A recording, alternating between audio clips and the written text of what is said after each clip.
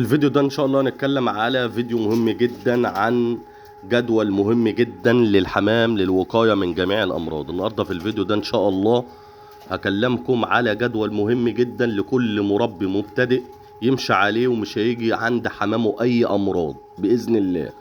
وقبل ما نبدأ الفيديو حابين ننوه، يا ريت اول مرة تشاهدك نعمل لنا الاشتراك الجميل واللايك الجميل عشان الفيديو ينتشر ويستمر ويروح للغير، وخير الناس انفعهم للناس. ولو قدرت تشير الفيديو جزاك الله كل خير على بركة الله. اول حاجة يا جماعة، العامل الاساسي الكلفة يبقى عليها تعفير بالاعشاب زي جنزبيل، كركم، بصل بودر، توم بودر،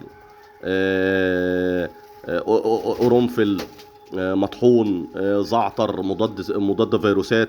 كل ده بيوقي الكلفة ان هي المصدر الاساسي اللي بيبقى فيه سموم. ان طبعا انتوا عارفين ان بعض البياعين او التجار لما بيبيعوا الكلفة بيكونوا رشين عليها مبيدات حشرية عشان التسوس.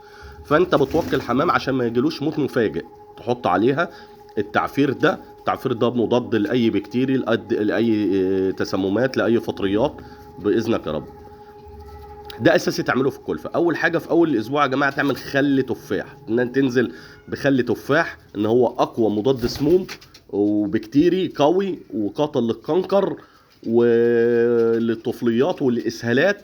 يعني خل التفاح لا غنى عنه، وبيلمع الريش وبينظف الريش وفي بيه معادن وعناصر بيحتاجها الحمام. تمام.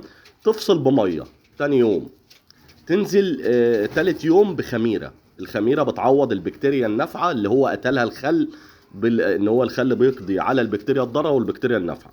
هتنزل بخميره بها املاح معدنيه وفيتامينات وعناصر كتير اتكلمنا عليها في فوائد الخميره. هتنزل تالت يوم برضو هتنزل بميه عاديه، تعمل فاصل وتنزل بفيتامينات، اي فيتامينات، جروفيت بلس غني عن التعريف، جروفيت لاير غني عن التعريف، بنش غني عن التعريف. طبعا انتوا عارفين الفيتامينات ان هي بتمد الحمام والطيور بفقدان العناصر التي تساعد لحماية الجسم وصدى قوي من الميكروبات ورفع مناعة طبعا في الفيتامينات. طبعا هتفصل بميه. انا اعمل لكم الفيديو ده سريع. وطبعا رابع يوم هتنزل بزعتر مضاد فيروسات قوي به معادن كثيره. طبعا نزلنا للزعتر قبل كده. هتفصل طبعا بميه.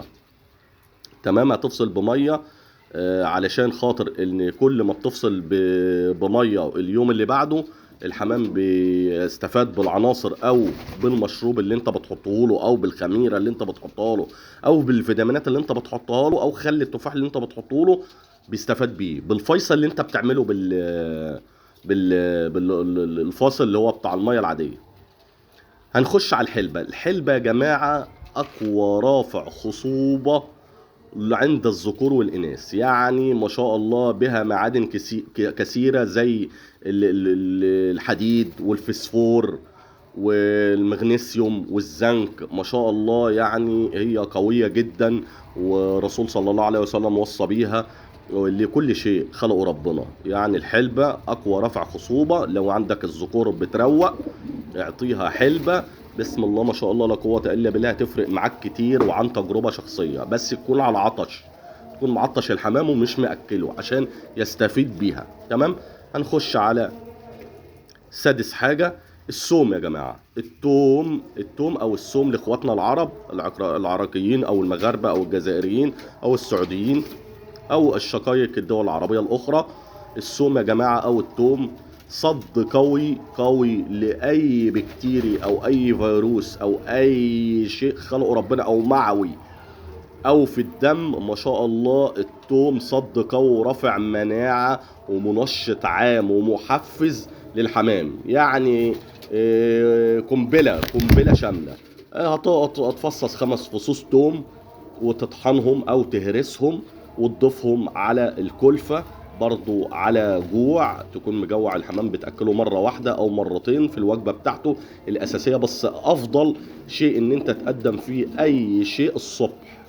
الحمام بيبقى مستنيك وملهوف على الاكل، وتقدر ان انت تحط اي وجبة ياكلها او اي فيتامينات او اي اعشاب بتديها له، هو هيتقبلها وهيستفيد بيها لدرجة 1,000,000%. لا تنسونا باللايك الجميل، واسأل الله التوفيق لي ولكم، والسلام عليكم ورحمة الله وبركاته. وبركاته.